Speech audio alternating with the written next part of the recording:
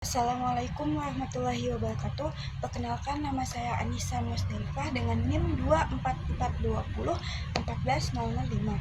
Pada kesempatan kali ini saya akan menjelaskan tentang teori pembelajaran kognitif dalam mata kuliah Psikologi Pendidikan oleh dosen pengampu Bapak Muhammad Hasan.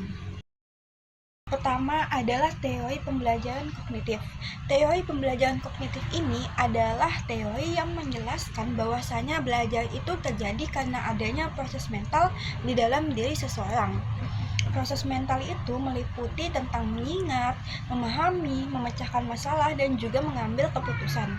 Dalam pendekatan kognitif ini, peserta didik itu tidak dianggap sebagai individu yang pasif, akan tetapi dianggap sebagai individu yang aktif dalam mengolah informasi.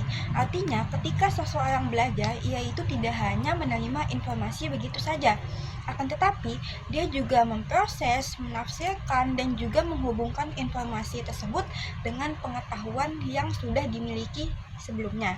Dengan kata lain, belajar ini adalah proses membangun pengetahuan di dalam pikiran, bukan sekedar menghafal. Contoh dalam kehidupan sehari-hari itu adalah ketika kita mendapatkan materi baru misalnya tentang ilmu psikologi. Nah, kita akan mencoba memahami isi materi tersebut, lalu kita akan mengaitkannya dengan pengalaman pribadi atau hal-hal yang sedang tren di masa sekarang. Nah, lalu kita menyimpannya itu dalam ingatan kita agar kita bisa gunakan lagi saat ujian atau mungkin ada hal-hal tertentu lainnya. Kedua adalah pendekatan pemrosesan informasi. Nah, pendekatan pemrosesan informasi ini adalah salah satu bagian penting dalam teori pembelajaran kognitif. Nah, pendekatan ini tuh dia mengibaratkan manusia itu sebagai sistem pengolah informasi yang hampir seperti komputer. Nah, artinya ketika seseorang itu belajar, ia itu tidak hanya menerima informasi secara pasif, tetapi dia aktif untuk mengolah informasi tersebut di dalam pikirannya. Nah, informasi yang masuk ke dalam pikiran itu tidak langsung disimpan begitu saja, akan tetapi melalui beberapa tahapan proses. Nah, tahapan tersebut dimulai dari menerima informasi itu sendiri, yaitu melalui indera seperti melihat ataupun juga mendengar. Nah, kemudian informasi tersebut diproses dalam pikiran, lalu disimpan dalam memori dan akhirnya dapat diambil ketika dibutuhkan. Nah, proses ini juga menunjukkan bahwasanya belajar itu melibatkan sistem yang terstruktur dan saling berhubungan. Nah, proses ini juga berkaitan bagaimana perhatian, memori, dan juga proses berpikir itu bekerja secara berdampingan. Nah, jika seseorang memberikan perhatiannya pada informasi yang diterima, maka informasi tersebut tidak akan diproses lebih lanjut dan tidak akan tersimpan ke dalam memorinya. Sebaliknya, jika informasi dipahami dan juga diolah dengan baik, maka informasi tersebut akan tersimpan di dalam memorinya dalam jangka panjang. Selanjutnya ada yang namanya perhatian. Perhatian ini merupakan langkah awal yang sangat penting dalam proses belajar. Tanpa adanya perhatian, informasi ini akan sulit diterima dan juga tidak akan diproses lebih lanjut dalam pikiran. Nah, perhatian ini adalah kemampuan individu untuk memfokuskan diri pada informasi yang dianggap penting serta mengabaikan hal-hal yang tidak relevan. Nah, dalam proses pembelajaran, perhatian ini berfungsi sebagai pintu masuk bagi informasi menuju sistem kognitif. Nah, informasi yang tidak mendapatkan perhatian biasanya tidak akan tersimpan di dalam memori, sehingga sulit untuk diingat kembali. Oleh karena itu, perhatian ini sangat menentukan apakah seseorang itu dapat memahami suatu materi ataupun tidak.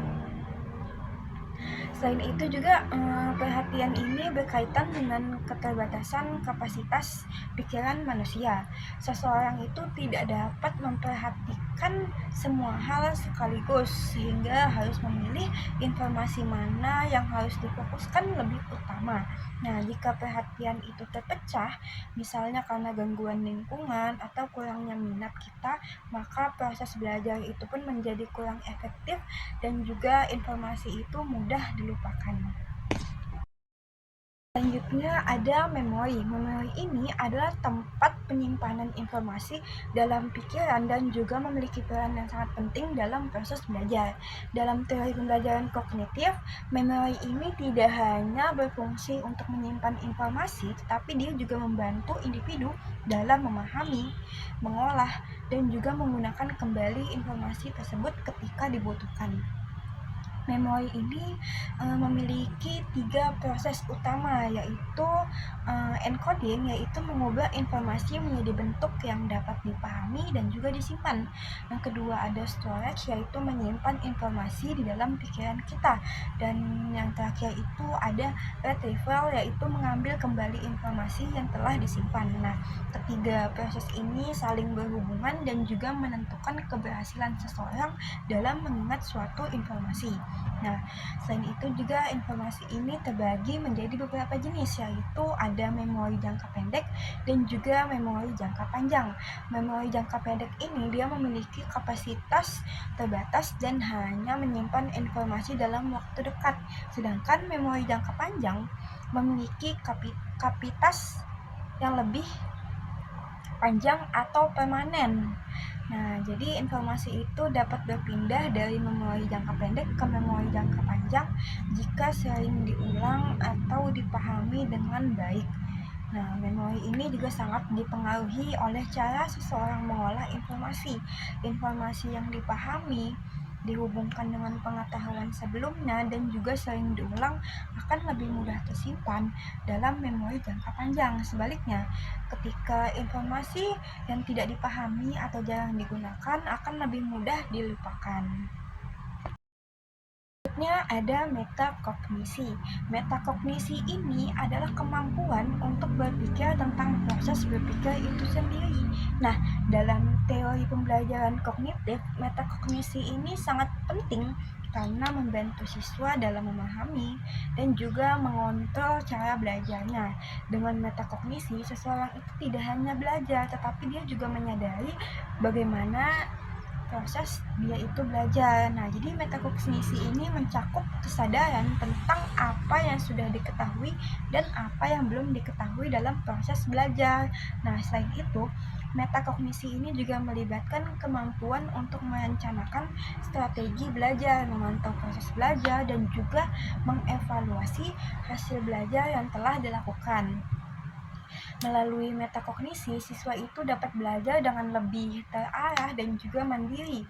Nah, siswa juga dapat menentukan cara belajar yang paling efektif bagi dirinya sendiri, serta memperbaiki kesalahan jika merasa belum memahami materi.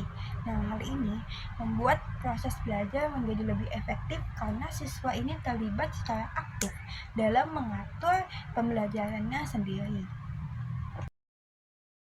Pengetahuan awal. Nah, dalam teori pembelajaran kognitif, pengetahuan awal ini memiliki peran yang sangat penting dalam proses belajar.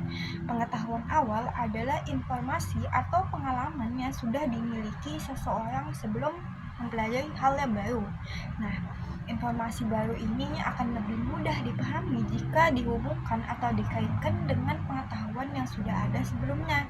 Pengetahuan awal ini membantu individu dalam memahami makna informasi, mengingatnya dengan lebih baik, dan juga mengorganisasi informasi baru agar lebih terstruktur. Nah, selain itu juga pengetahuan awal ini juga mempengaruhi cara seseorang dalam menafsirkan informasi.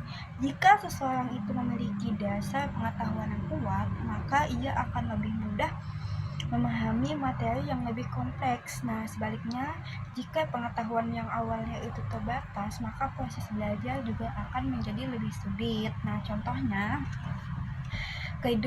Contohnya itu dapat dilihat ketika seseorang mempelajari materi lanjutan. Jika ia sudah memahami dasar-dasar dari materi tersebut, maka ia akan lebih mudah dalam memahami teori-teori yang lebih kompleks. Nah, karena dia dapat mengaitkan atau menghubungkannya dengan pengetahuan yang sebelumnya.